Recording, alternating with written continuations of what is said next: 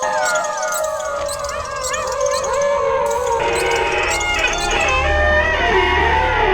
है?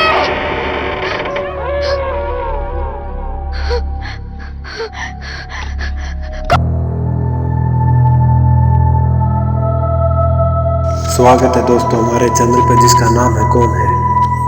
आज की कहानी है राका बोट। टमाटरपुर गांव पहुंचने के लिए दो रास्ते जाते हैं। इनमें से एक रास्ते पर कोई नहीं जाता। कहते हैं कि यहाँ पर राका बोट का साया है। कहते हैं कि इस रोड से जो भी जाता है वो जाता जरूर है, लेकिन ना तो वो गांव पहुंचता है और ना ही लौट के आता है। उसका राका काम तमाम कर देता है। दिलेर सिंह एक बहुत बड़ी कंपनी में काम करता था। वो अपने काम में एकदम वफादार था। अगर वो दिल में एक बार ठान ले कि उसे ये काम करना है तो उसको हमको करके ही मानता था।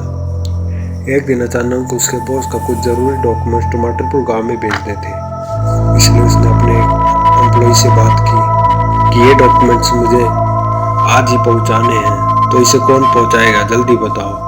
कंपनी के किसी एम्प्लॉय रमेश ने पूछा, सर मैं पहुँचा देता हूँ, लेकिन ये भेजने कहाँ है सर। उसके बॉस ने कहा, एक छोटा सा गांव है जिसका नाम है टमाटरपुर, और आज ही ये डॉक्यूमेंट्स वहां पर पहुंचाने हैं। गांव का नाम सुनकर रमेश ने कहा, लेकिन सर वहां से जाने के लिए दो रास्ते जाते हैं, उस रास्ते से तो एक दिन लग जाएगा पहुंचने में। तो उसके बॉस ने कहा, अरे वहाँ गांव में पहुंचने के लिए दूसरे रास्ते से चले जाना, वो शॉर्टकट है। रमेश ने साफ इनकार कर दिया। रमेश ने कहा, नहीं सर मैं उस रास्ते से नहीं जाऊंगा। तो उसके बॉस ने कहा, क्यों, उस रास्ते में ऐसा क्या है जो तुम उस रास्ते से जाने के लिए इनकार कर रही हो। रमेश थोड़ा घबराया, फिर अचानक से उसने कहा, सर वहां पर भूत है।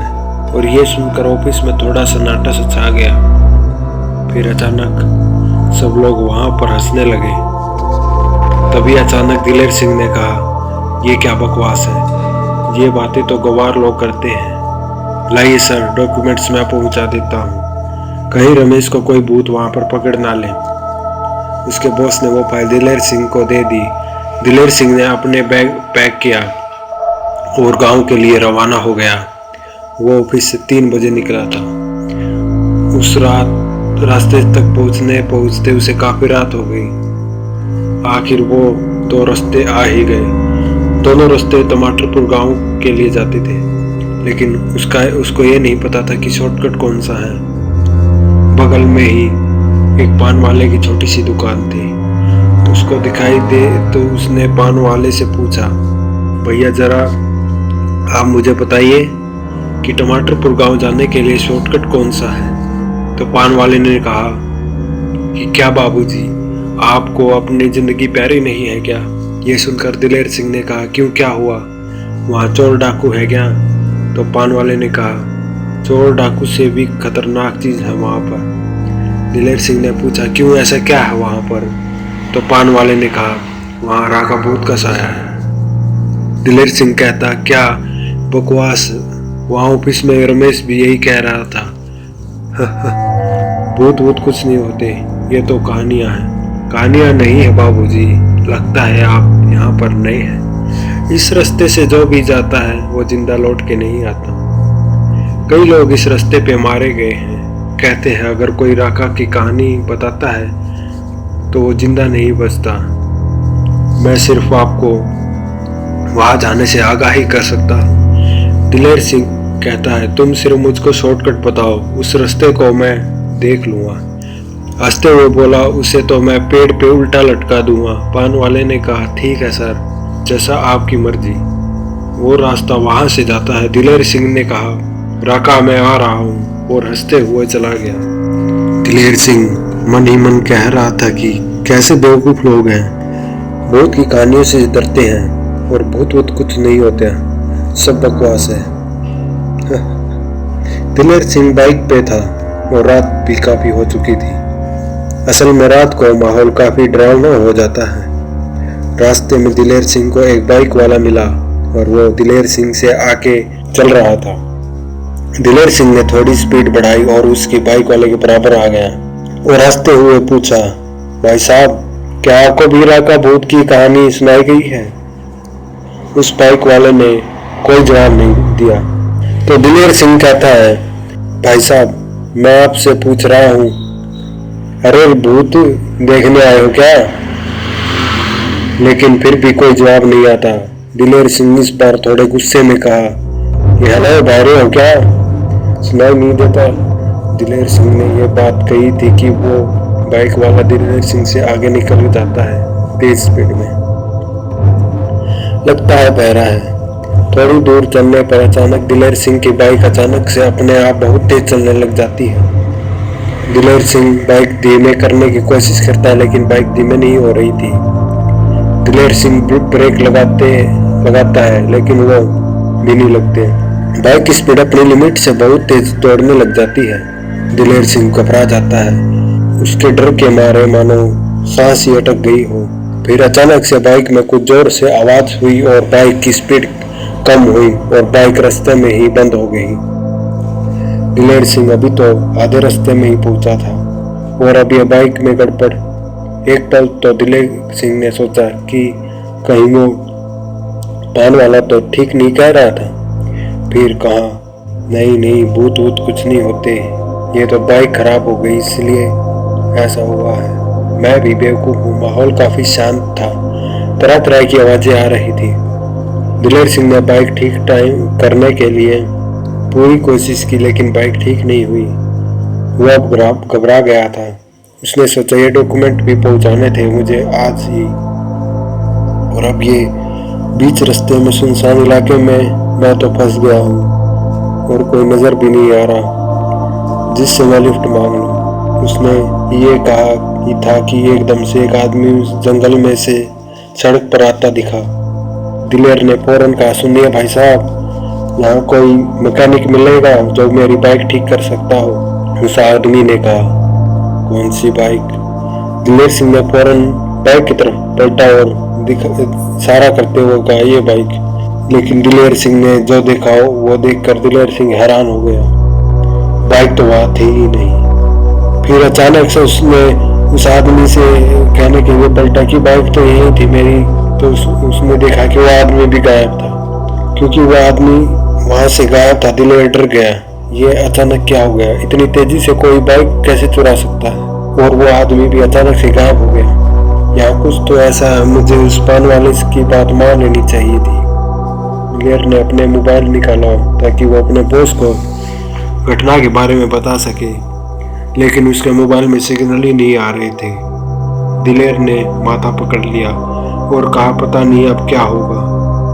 फिर उससे पानी की प्यास लगने लगी। उसने बैग से एक पानी की बोतल निकाली।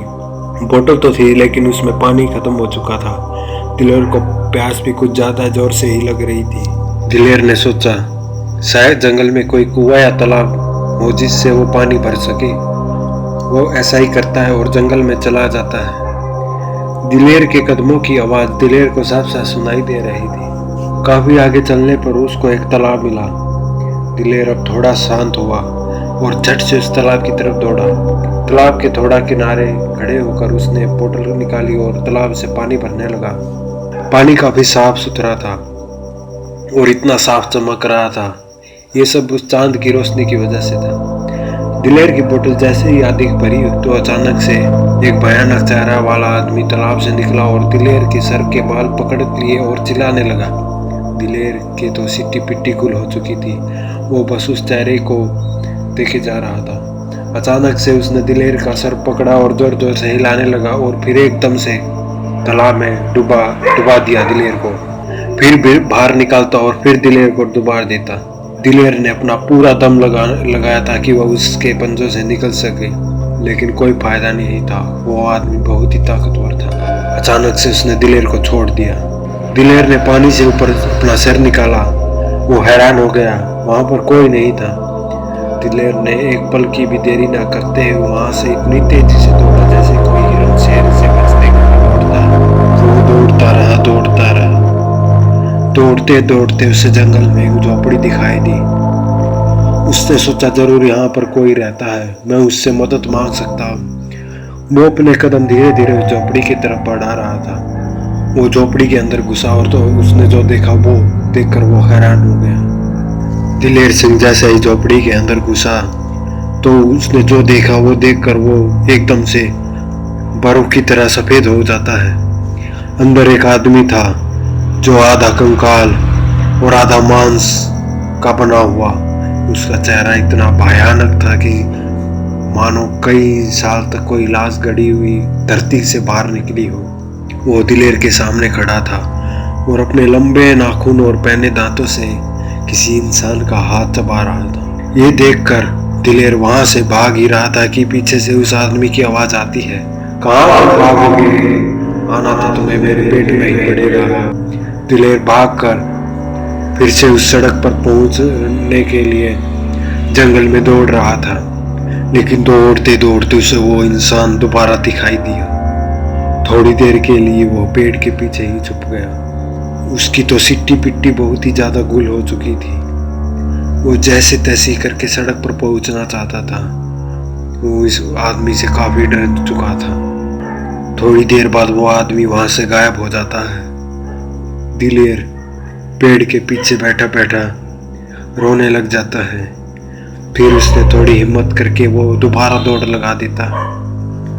दौड़ते दौड़ते वो सड़क पर आखिर पहुंच ही जाता है। सड़क पर पहुंचते ही वो सड़क पर दौड़ता रहता है, रुकता नहीं। आगे एक बाइक खड़ी थी। थोड़ा आगे चलने पर उसने देखा एक आदमी बाइक के नीचे लेटा हुआ है। शायद उसका एक्सीडेंट हो गया था। दिलेर ने उस भूत की परवाह न करते हुए उस आदमी से कहा, क्या हुआ भाई साहब, आपकी तबीयत कैसी है? उस आदमी ने कहा, अरे भैया मैं यहाँ से जा रहा था कि मेरे यहाँ एक्सीडेंट हो गया, बचा लो भैया मुझे। दिलेर ने कहा, बिल्कुल चिंता मत करिए, मैं आपको हॉस्पिटल पहुंचाऊंगा। उस बाइक की हालत ठीक ही थी, वो चलने लायक थी। तो दिलेर ने कहा, आपको शहर के हॉस्पिटल ले जाता हूं। तो इस बात पर उस आदमी ने कहा, नहीं वो बहुत दूर है, तुम मुझे आगे टमाटरपुर गांव में ले चलो, वहां पर एक अच्छा वैद्य है, वो सब संभाल लेगा। तो दिलेर ने एक भी देरी ना करते हुए बाइक को तैयार किया। बाइक पर बैठते ही उसने बाइक स्टार्ट की तो उस आदमी ने कहा, ठहरो, ये पोटली भी ले चलो। तो दिलेर ने कहा, अरे आपकी तबीयत जरूरी है ठीक करनी, ये पोटली तो हम वापस ले जाएंगे। तो उस आदमी ने कहा, नहीं, इसमें मेरी जिंदगी भर की कमाई है जो मुझे अपनी बेटी के शादी में लगानी है। दिलेर ने वो पोटली उठा ली। काफी भारी थी, लेकिन दिलेर एक ईमानदार आदमी था। दिलेर बाइक चलाता है और उस आदमी से पूछता है, आपको इस रास्ते से नहीं आना चाहिए था, यहाँ पर राका भूत है। तो उस आदमी का कोई जवाब नहीं आता। दिलेर ने अपने साथ हुई पूरी घटना उस आदमी को बताई। आपको पता है राका की कहानी? इस पर उस आदमी का कोई जवाब नहीं आता। बताइए ना। वो कुछ नहीं बोल रहा था। दिलेर ने सोचा शायद वो बेहोश ना हो गया हो। तो दिलेर पीछे मुड़कर देखने लगा कि अचानक उस आदमी के पीछे से आवाज आती है, खबरदार आगे अगर तुम्हें पीछे मुड़कर देखा तो, और बाइक रोकने की तो कोशिश ही मत करना, नहीं तो जिंदा नहीं बचोगी।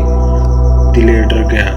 तो वो आदमी कहता है, घबराओ मत, मैं ही हूँ राका भूत, तुम्हें कुछ नहीं करूँगा क्योंकि तुमने मेरी मदद की है। राका ने बताया, करीब 20 साल पहले मेरा एक्सीडेंट यहाँ पर हुआ था, किसी ने मेरी मदद नहीं की, लेकिन 2 आदमी जरूर आए मेरी मदद करने के लिए, लेकिन मेरा शक ठीक नहीं था। उस आदमी ने मेरी मदद नहीं की बल्कि मेरी पैसों की पोटली उठाकर जाने लगी। मैंने कहा, भैया इसे मत ले जाइए, ये मेरी बेटी की शादी के लिए मैंने पैसे इकट्ठा कर रखे हैं। लेकिन उन आदमियों ने उसकी एक ना सुनी। मैंने बहुत कोशिश की कि वो मेरी मदद करे और पोटली ना ले जाए, लेकिन ये बेरहम दुनिया, उन्होंने मुझे वहीं खत्म कर दिया। तब से लेकर अब तक इस रास्ते से जो भी जाता है मेरे सामने होता है और यही एक्सीडेंट का खेल होता है। अगर कोई मेरी मदद नहीं करता या मेरा सामान चुराता है तो मैं उसको वही काम तमाम कर देता हूँ। उसके शरीर को नोच नोच के खाता हूँ। घबराना मत, मैं तुम्हें कुछ नहीं करूँगा। तुमने मेरी मदद की है। और हाँ, एक बात का ख्याल रहे, अगर ये एक्सीडेंट वाली बात तुमने किसी को बताई तो तुम जिंदा नहीं बचोगी। तो दिलेर ने कहा, आप कब तक ऐसे ही लोगों को मारते रहेंगे? तो राका कहता है, जब तक मुझे वे 2 लुटेरे नहीं मिल जाते जिन्होंने मुझे मारा था, तब तक ये खूनी खेल ऐसे ही चलता रहेगा। ये बाइक तुम्हारी है, अब सीधा गाँव जाओ और सुनो, पीछे मुड़कर मत देखना। तो दिलेर ऐसे ही करता है, वो वही गाँव जाकर ही बाइक रोकता है। क्या ऐसा कोई रोड है? क्या राका भूत है? ये आप लोगों पर निर्भर करता है, मानो या ना मानो। मैं मोहित, द हॉरर स्टोरी टेलर, आपसे विदा लेता हूँ। इस चैनल को सब्सक्राइब जरूर करें ताकि नई नई कहानियाँ आप हर हफ्ते हर महीने सुन पाएं।